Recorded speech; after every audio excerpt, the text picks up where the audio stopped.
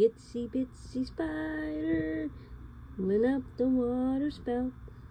Down came the rain and washed the spider out. Out came the sun and dried up all the rain. And the itsy bitsy spider climbed up the spout again. Yo, what's up, YouTube? Knox Vegas Reptiles coming at you with another video. So you're probably wondering what's up with that weird little intro.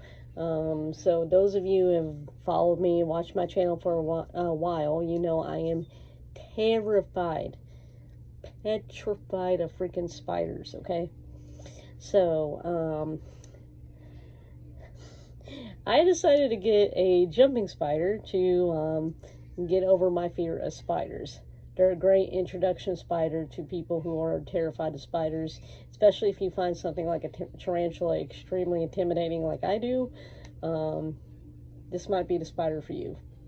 So, I introduced her in my last video. If you've not seen it yet, definitely go check that out. But today is a creature feature all about jumping spiders. So let's dig in. So, I have Miss Charlotte here. Not sure if you guys can see her. There she is, messing in her web right there. And you can see she has a coffin case. You do not have to get them something this fancy.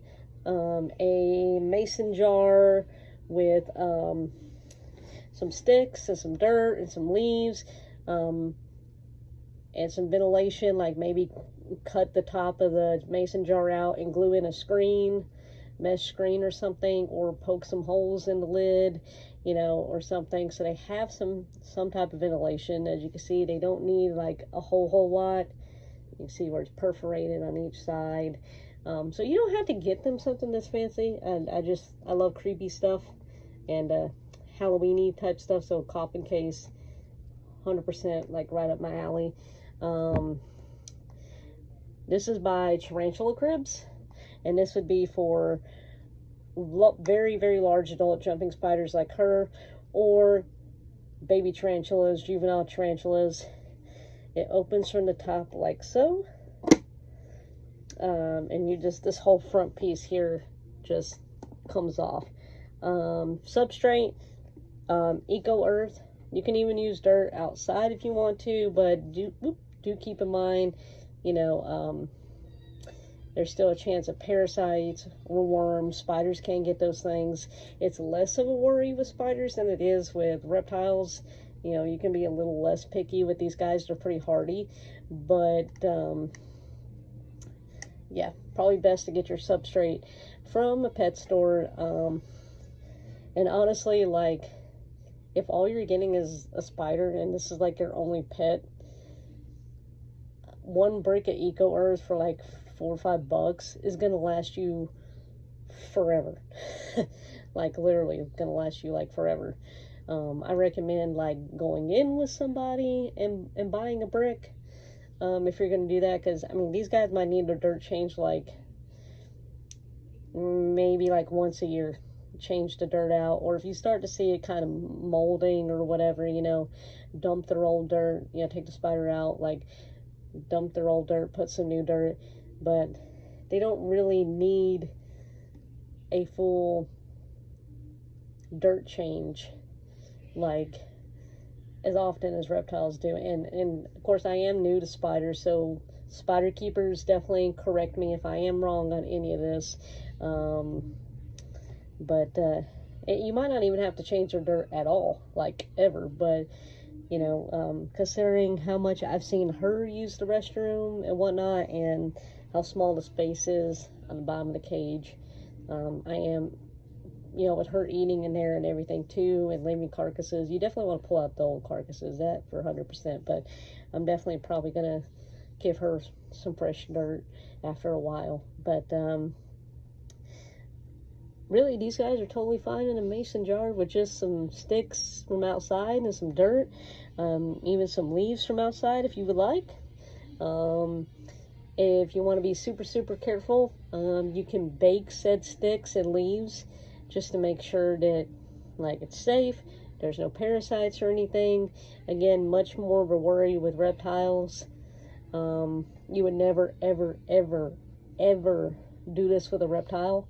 You know, if you pull driftwood from the lake, or, you know, wood from outside for your reptile, definitely want to bake it first. 100%, 1000%. Do not use anything from outside. Only get stuff from a reptile shop. If you get any rocks or sticks or anything from outside, wash the rocks very, very thoroughly in scalding hot water before using them in the enclosure, and bake any sticks or leaves that you use from outside. Of course, again, almost everything you know about reptiles, it's almost opposite with these guys. I did not have to bake the sticks first or anything. Again, some spider keepers will probably disagree on that, and there's absolutely nothing wrong with being a little extra cautious. If I'd have more time, I would definitely have baked the sticks before I put them in her enclosure, but she really, really needed a bigger enclosure. But anyways, so yeah, dirt, leaves, some sticks. You can add some decorations in there if you like. Definitely make sure if you use anything from outside, make sure there's not been any pesticides, you know, sprayed around in the area. So if you have your yard treated every so often by a pest control company, I would not recommend using anything from your yard.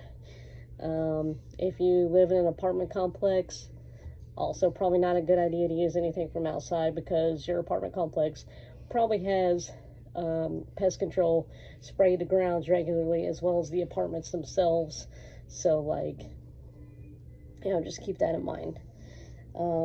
I can show you her old enclosure. So this is like a starter enclosure for a baby to adult, or baby to juvenile female jumping spider, or you can keep a small male in here their entire life, his entire life. I do plan on getting a male, and he's going to go in this enclosure. Again, you don't have to get anything this bougie. These are really cool. Made by Itsy Little Things. Definitely check her out on Instagram and Facebook if you're local, or if you go to any expos, follow the expos. You can definitely probably find her at any expo in the South. But and she does ship, as far as I know, as well, I believe. Not 100% sure on that, but I believe she does. Can definitely ask. So yeah, this is made for people that are scared of spiders. Okay, this is like a little rubber cork here. Then you just drop the food in. You got these right here for ventilation, and then the bottom just opens like so. Definitely, if you had another spider in the enclosure, clean it before putting a new one in there. When you clean your spider's enclosure, try not to destroy any web. Like, don't wipe down the walls or anything, because there could be micro pieces of the web that help them get around. And especially if you have an elderly jumping spider, you don't want to do that. And you just, a little spray bottle. You want the water dechlorinated, and just a little. Make sure not to spray your spider, because you can drown them. Just spray at the front, little spritz in the front of the cage like so. Maybe like twice a day if they're molting. And there's actually charts you can go by that show, you know, like based on their abdomen size, when you should feed them. If you see their abdomen kind of getting small, it's probably time to feed them. These guys don't tend to overeat, as far as I know. Jumping spiders can be picky eaters, though, sometimes. This one is not. She will eat a roach. She'll eat, well, you know, like a small baby dubia. She'll eat crickets. She will eat mealworms. She's not been picky so far. Definitely don't want to feed anything that might put up too much of a fight with your spider. And, you know, definitely don't want to make it too hard for them to eat, or too difficult for them to eat. You can handle jumping spiders. on Clint's Reptiles, his video on jumping spiders. He gave these guys a 4 out of 5 or 5 out of 5 on handling. These guys can definitely take a fall much better than a tarantula. Tarantulas cannot handle a fall at all whatsoever. It will kill them. Even like a drop from like 2 feet, 2.5 feet can kill a tarantula. These guys though, they're a jumping spider. They're meant to be able to handle a fall if they miss. They will also throw a web into the air, act like somewhat of a parachute, like a little string of web, whenever they jump extreme distances. They can jump something like 20 times their body length or more.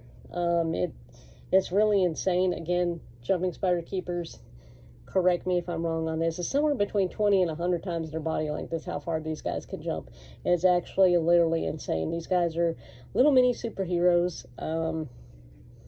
Really cool. There is morphs coming out now where people are breeding them for specific coloration and pattern. So there's some really beautiful ones out there. Their natural coloration is very beautiful as well. But as far as availability, like I said, you know, these guys, I feel like everybody has a mason jar in their house. You know, everybody has sticks and stuff in their backyard. You can literally put them together in an enclosure for free. You can find a spider for free as well. Again, this is another instance where this is the opposite of what you hear about reptiles. You never, ever want to take a reptile out of the wild for a pet. Okay, jumping spiders are another story, okay? So these guys can have like hundreds of thousands of babies in a very short amount of time and reproduce pretty quickly. Their numbers are super high in the wild. Taking one out of the wild is not going to have too much of an environmental impact. Again, there's people that will disagree with this as well, but also keep in mind, you don't know how old that wild jumping spider is, so you don't know how long you're going to have it for, and they do have pretty short lifespans. Males anywhere from like 7 months to a year. That's primarily because of breeding, because the female can eat them, potentially eat them. Females can live up to 2 years. Okay, so, and the other thing is too, is you run the higher risk of that spider having health issues or potentially having parasites or something. If you get one in the wild, you run into that risk. Whereas you get one from a reputable breeder, like I did, you know you're getting a nice, healthy spider. So, and I apologize, you guys can't see her that well, but yeah. You know what, let's set her up here. Oh, can you all see her better? There we go. Check this out.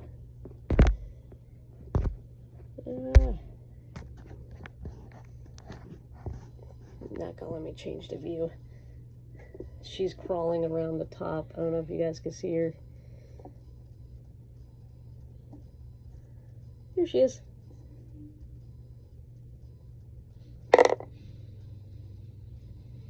Trying to be very careful. We don't want one of those sticks flying and hitting her, or one of her rocks in the bottom flying and hitting her.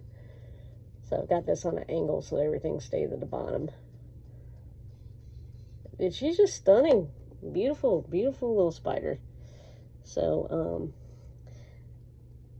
again, very easy to take care of. If you cannot take care of a jumping spider, you probably don't need pets at all. Because, I mean, feed it once, twice a week. Make sure to spray its cage. Temperature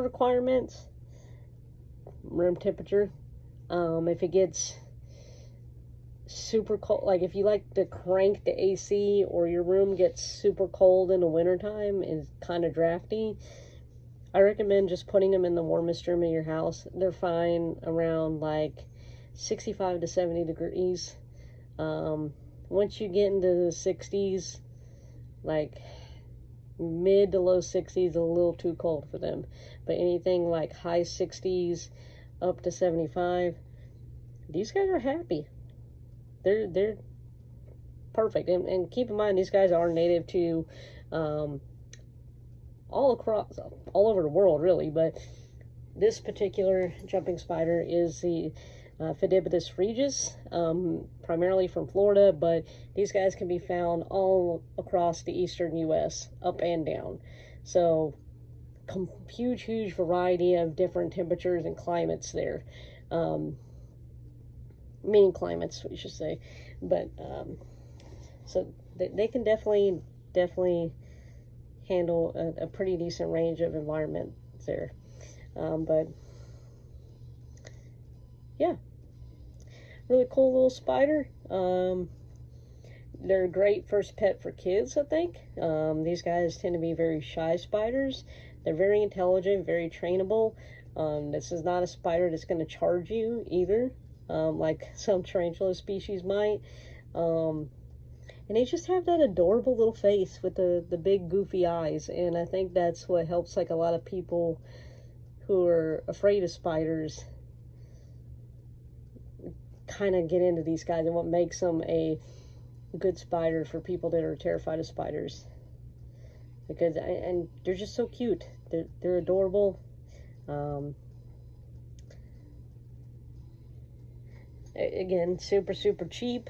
Oh yeah, going back to that, yeah. So breeder price, you'll pay anywhere from $50 to $100 for a jumping spider from a reputable breeder, depending on if you're talking like just your normal Pheidippitis regius like this girl, or if you're talking like some kind of hybrid or morphs. Yes, there is hybrids out there now. I know people have a lot of strong feelings about that as well, but if I left anything out, I'm sorry, y'all. I didn't have a script for this video, so I was just kind of trying to do this off the top of my head. But yeah, overall, fun little spider. Upfront cost you can't beat. Anywhere from free to $200 for spider and enclosure and all, depending on how bougie you want to get with the enclosure. Like this sells for about $70, $80. This was a $60 enclosure. So again, depending on if you go through a reputable breeder, if you go online and you had to pay shipping, you're looking anywhere from free to $200 for a jumping spider. So, and if you're asking where you can find one in the wild, your backyard. They love bushes, they love trees. That's where you'll be most likely to find them. I found them in my grill cover on my front porch. So very easily accessible, easy to find. They're becoming more and more popular at expos too, and more people breeding them because they're tiny. They don't take up a whole lot of space, and you could breed a insane large amount of these guys in a small space. So their mating behavior is also really cool. Definitely, check out some videos on that. It's really cool. They do like a little dance. It's kind of adorable. But yeah, that is the Regal jumping spider. So, oh, I did forget one last thing. Lucas the spider. So the jumping spider has inspired, of course, a little mini series of cartoons called Lucas the Spider. It's like Pixar-esque kind of style that this guy just created in his own home. Adorable little shorts made for kids to teach them about spiders. maybe make them a little less afraid of spiders. So definitely check that out. That's kind of one of the things that made me want to get one of these guys. I just thought Lucas was beyond adorable. But yeah, that is the Regal jumping spider. As far as like upcoming videos, I want to do a shop with me on Wednesday. I have decided I'm going to film every other Friday and every other Wednesday because my schedule at work rotates. So one week, my weekday that I have off will be on Friday, and then the following week, my weekday off is Wednesday. So, with rotating weekends. So, that being said, yeah, I will be filming every other Wednesday and every other Friday. So, next video will be Wednesday. I get paid that day. I feel like that's a great day to do a shop with me, because I do need to get a few things at Pet Supermarket. I can kind of show you guys what all they have. You know, check it out. And then my sister-in-law was going to come over and help me film like a reptile room tour of the other spare bedroom where we keep all the adult balls and the big snakes, the boas. This room, I got so much going on in this room. I feel like we'll have to do this one in 2 pieces. So that's like the next like 4 videos lined up. First part of this room tour will probably be introducing you guys to all the geckos, showing off the geckos, and then the next second half of the room tour will be the snakes that are in this room. So like, and you know, I might do the snakes first and the geckos second, but you know, that's how it's going to be divided up, I believe. It might change. Lord knows I change my mind all the time, but that's the plan at the moment for the next 4 videos. And that should get us through almost till time for the next reptile show. We will be doing the Knoxville Expo in June 1st and 2nd. We will be at that expo. So I will likely do a live if I can get YouTube to let me do live again. I don't know, it's like you have to have like a certain amount of subscribers before you can do that now or what, but regardless, we'll definitely do a video for the expo. So, but that's it for today, guys. Don't forget to like, share, comment, subscribe. Don't forget to hit the bell, and so you get notified when I post new videos. And follow us on Facebook and Instagram, Snapchat, all the things, and I will see you guys next time.